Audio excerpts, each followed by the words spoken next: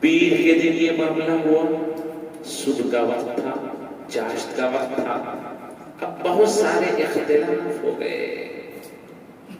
حضرت فاطمہ زہرا رضی اللہ عنہا نے جو الفاظ کہے ہیں ابا جان کو دیکھ کر، یا کو پیغام کو قبول کر لیا آپ نے، یا ابتا الی جنت الفردوس مأوا، اے میرے ابا جان فردوس بڑی آپ کا ٹھکانہ ہے۔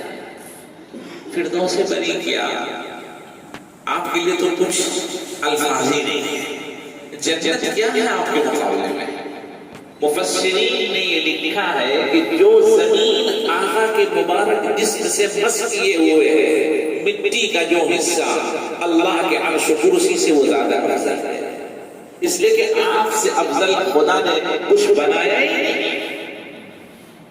یا ابتا الی جبریل نمعا، اے ابا جان جبریل کی آواز پہ آپ بھی لبیک کہیے۔ یہ الفاظ تھے فاطمہ زہرا رضی اللہ عنہا کے دلوں سے نکلے ہوئے، جو سیرت نگاروں نے نقل فرمایا ہے۔ بات یہ ہو گئی اب خلیفۃ المسلمین کون بنے گا، کہاں دفنایا جائے گا، مبارک قبر کہاں بنائی جائے گی، کون نہلائے گا، کفن کس طرح کا دیا جائے گا، یہ سارے ایسے اختلافات تھے جو بالکل ایک دم سے آ گئے۔ رہی بات سب سے پہلے خلافت کی، تو حضرات انصار نے کہا، مدینے والے نے کہا کہ دو خلیفہ بنے گا، ایک انصار میں سے، ایک مہاجرین مکے والوں سے۔ مہاجرین نے کہا کہ نہیں، ایک ہی بناؤ، چاہے جس میں سے بناؤ، چونکہ منشاء نبوت پہلے ظاہر کر دی گئی تھی کہ آقا کی موجودگی میں ابو بکر صدیق رضی اللہ عنہ نے امامت فرمائی ہے، لہذا تمام صحابہ کرام رضی اللہ عنہ اجمعین حضرت ابو بکر رضی اللہ عنہ کے ہاتھ پر بیعت کر کے آپ کو خلیفۃ المسلمین چن لیا، خلافت کا مسئلہ حل ہو گیا۔ اب یہ بات آئی کہ کہاں آپ کی مبارک قبر شریف بنائی جائے۔ کچھ لوگوں نے یہ کہا کہ مدینے پاک میں بنائی جائے، مکے والوں نے یہ کہا کہ مکۃ المکرمہ داد حال ہے، وہاں پیدا ہوئے، وہاں قبر بنائی جائے۔ کچھ لوگوں نے یہ کہا کہ نبیوں کی سرزمین بیت المقدس یروشلم ہے، وہاں آپ کی قبر بنائی جائے۔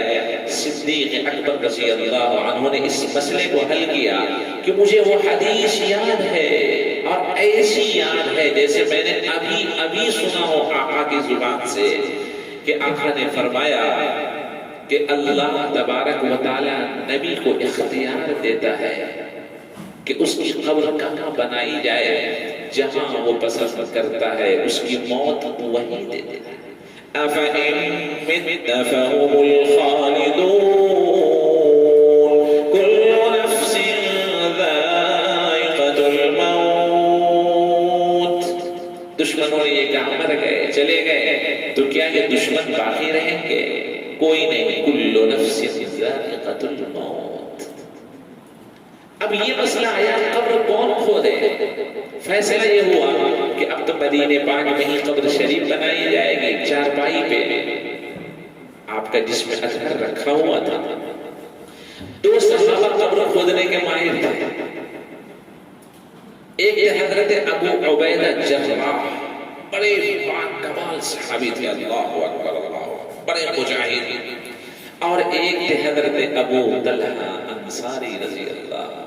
ان کے باپ کا واقعہ تو سنا ہی ہوگا، مسجد نبوی گویا گواہ ہے ان کے باپ کی۔ بھیجا گیا آدمی کو کہ جاؤ بلا کر کے لاؤ، جو پہلے آ جائے اسی طرح قبر کھودی جائے گی، بغلی یا شق والی، سیدھی یا بغلی والی قبر کس طرح بنائی جائے آقا کی۔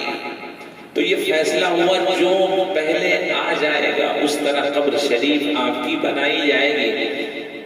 یہ قسمت تھی انصاری کی۔ حضرت ابو عبیدہ جراح اس وقت گھر میں موجود نہیں تھے، آدمی گیا واپس آ گیا، اور حضرت ابو طلحہ انصاری رضی اللہ عنہ گھر میں موجود تھے، فوراً دوڑتے ہوئے تشریف لے آئے اور یہ شہادت ہمیشہ کے لیے ان کی قسمت میں لکھ دی گئی۔ بغلی قبر انہوں نے تیار کی۔ کہاں تیار کی؟ بالکل اسی چارپائی کے نیچے، وہیں پر، نہ آگے نہ پیچھے نہ دائیں نہ بائیں۔ اب یہ فیصلہ ہوا کپڑے اتار کر نہلایا جائے یا بغیر کپڑے اتار کر غسل دیا جائے۔ تو یہ آواز آئی کہ میرے محبوب کے کپڑے جسم مبارک سے نہ اتارے گئے۔ اللہ، دیکھیے تو حضرت علی مرتضیٰ رضی اللہ عنہ جب نہلا رہے تھے آقا کو، تو وہ اپنے آنسوؤں کو کنٹرول نہیں کر پا رہے تھے۔ ظاہر ہے جس کی تربیت بچپنے سے کی ہو، 5-6 سال کی عمر سے، اور اتنا بڑا کر دیا ہو، اور اپنے لختے جگر کو جس کے نکاح میں دے دیا ہو، حسن حسین جس کے گود میں پرورش پائے ہیں، علی مرتضیٰ اپنے آپ کو کیسے روک سکتے ہیں؟ جو اشعار کہے ہیں یقیناً عربی زبان جاننے والوں کے لیے دلوں کا مرہم ہے۔ باہر کہے نہلا دینے کے بعد 3 کپڑوں میں کفن دیا گیا، اور یہ بات پھر پھنس گئی اختلافی کہ نماز جنازہ کون پڑھائے۔ اس مسائل تھے، یہ تو معمولی مسئلہ نہیں ہے۔ کسی نے کچھ کہا، کسی نے کچھ کہا۔ حضرت ابو بکر صدیق رضی اللہ عنہ نے پھر کردار نبھایا، بڑا ہی ہوتا ہے، اور کہنے لگے کہ آقا صلی اللہ علیہ وسلم کی حیثیت ایک امام ہونے کی صرف ان کی زندگی میں نہیں تھی، بلکہ آپ تو امام الانبیاء، محبوب کبریا ہیں۔ جیسے پہلے آپ امام، مرنے کے بعد بھی آپ امام۔ آپ کی نماز جنازہ میں امام کوئی نہیں بن سکتا، امام کی امامت کون کرے گا؟ اللہ۔ اور فرمایا سب آئیں اور اکیلے اکیلے تنہا نماز پڑھیں اور واپس ہوتے چلے جائیں۔ جب یہ حکم ہو گیا تو سب سے پہلے اہل بیت تشریف لائے، کم سے کم 10 لوگ 12 لوگ، جو گنجائش حجرے مبارکہ میں تھی۔ اکیلا نماز پڑھ رہے تھے، اور دعا کون سی پڑھ رہے تھے؟ جو دعا اللہ اپنے فرشتوں کے ساتھ رسول پہ پڑھتا ہے، ان اللہ وملائکتہ یصلون علی النبی۔ یہ کیا ہے؟ صلوات تو ہی ہے۔ ہم اور آپ جب نیت مانتے تو ثنا ہی تو پڑھتے ہیں، تعریف اللہ کی، اور پھر اس کے بعد کیا پڑھتے ہیں؟ درود رسول اللہ کا۔ جنازے کی نماز میں کیا پڑھتے ہیں؟ یہی تو پڑھتے ہیں، اور یہی الفاظ اللہ اپنے پاس فرشتوں میں خدا پڑھتا ہے، ان اللہ وملائکتہ یصلون علی النبی یا ایھا الذین آمنوا صلوا علیہ وسلموا تسلیما۔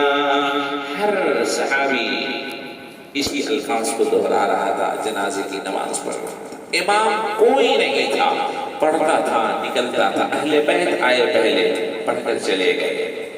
مہاجرین آئے، پڑھ کر نکل گئے، جو مکے سے ساتھ یا قربانی زندگی میں اتنی دی تھی کہ ہر چیز رسول اللہ کے لیے چھوڑ دیا تھا۔ پھر انصار آئے، مدینے والے، ان کی قسمت کا کیا ٹھکانا، اور وہ نماز پڑھتے گئے، نکلتے گئے، پڑھتے گئے، نکلتے گئے۔ پھر خواتین آئیں، اللہ اکبر اللہ، یعنی اس شرف سے کسی کو محروم نہیں رکھا گیا۔ عورتیں آئیں، اس سے پہلے عام مرد آئے، وہ نماز پڑھ کے نکل گئے۔ خواتین آئیں، حجرے مبارکہ میں اپنے آقا کی نماز جنازہ تنہا پڑھ کر نکل گئی۔ پھر اخیر میں جو بچے تھے وہ بھی آئے، اور اس شرف کو حاصل کر کے چلے گئے، اپنے پیارے نبی کو اب رخصت کر رہے ہیں۔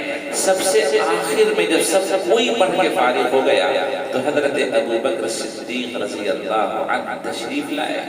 ظاہر ہے ساتھ تو ہر جگہ تھے نا، تو یہاں بھی آخری میں بھی غار ثور میں بھی تو ساتھ تھے، کوئی نہیں تھا، اب اس سفر میں بھی ساتھ تھے جب کوئی نہیں. اتنے ظلم کے داستان جو لوگوں نے ان کے ساتھ اٹھا رکھے تھے، صدیق اکبر ہی تھے کہ ساتھ ہجرت کی رات کیا کچھ نہیں کیا گیا ان کے ساتھ، مگر صدیق اکبر یہاں بھی ساتھ. اب جب وفات ہوئی تو پہلے گھر میں تشریف بھی لے گئے، اور جب نماز جنازہ پڑھ چکے تو سب سے آخر میں تشریف لائے، اور اس کے بعد نماز جنازہ انہوں نے ادا کی، اور پھر اسی وقت آپ کو اپنے قبر مبارک کے اندر فوراً اتار دیا گیا. اللہم صلی علی محمد. قبر مبارک تیار کر کے جب اس کام سے فارغ ہو گئے تو کتنا وقت لگا. پیر کی صبح میں رخصتی ہوئی، پورا دن گزر گیا، رات گزر گئی، منگل کا دن وہ آیا، صبح گزر گئی، رات آ گئی. مسائل بھی تو بہت تھے. رات آنے کے بعد جب آدھی رات ہو گئی تب یہ سارے مسائل حل ہوئے، اور اس کائنات کا سردار جس نے کائنات کے انسانوں کے لیے گالیاں بھی سنی، پتھر بھی کھائے، مبارک چہرے کو زخم آلود بھی کرایا، احد کے میدان میں دانت مبارک بھی شہید کروایا، طائف کے میدان میں پورے جسم کو لہو لہان کرایا، ابو لہب نے 2 بیٹیوں کو طلاق دلوا دی، اس کا صدمہ دل پہ اٹھایا، اور مدینہ المنورہ پہنچے تو دشمنوں نے وہاں پہنچ کر بدر کی لڑائی، احد کی لڑائی، احزاب کی لڑائی، جس میں آپ نے خود خندق کو کھودی، پیٹ مبارک پر بھوک کی وجہ سے 2 پتھر باندھے، اور اخیر میں جب دنیا سے یہ رخصت ہو رہا ہے تو اس کے پاس اتنا سامان نہیں کہ گھر میں دیا روشن کیا جائے. حضرت عائشہ رضی اللہ عنہا نے دوسرے سے قرض لے کر روشنی جلائی. اس کے گھر میں کچھ نہیں. انا للہ و انا الیہ راجعون. میرے بزرگوں اور دوستوں، تو یہ منگل کا دن گزار کر بدھ کی رات کہ آخری حصے میں آقا صلی اللہ علیہ وسلم کی تدفین کا عمل مکمل ہوا. میرے بزرگوں اور دوستوں، تقریباً 32 گھنٹے لگ گئے. ہم اور آپ اس بات کی طرف توجہ نہیں کرتے تھے. امید ہے کہ آج کی اس گفتگو سے اور ذکر خیر بشر، ذکر رسول صلی اللہ علیہ وسلم سے ہم نے بہت کچھ سیکھا، سمجھا ہوگا، اور اپنے دلوں کو مجلہ اور مصفح کیا ہوگا. اللہ ہم سب کی اس اٹھنے بیٹھنے کو قبول فرمائے. وآخر دعوانا الحمد للہ رب العالمین.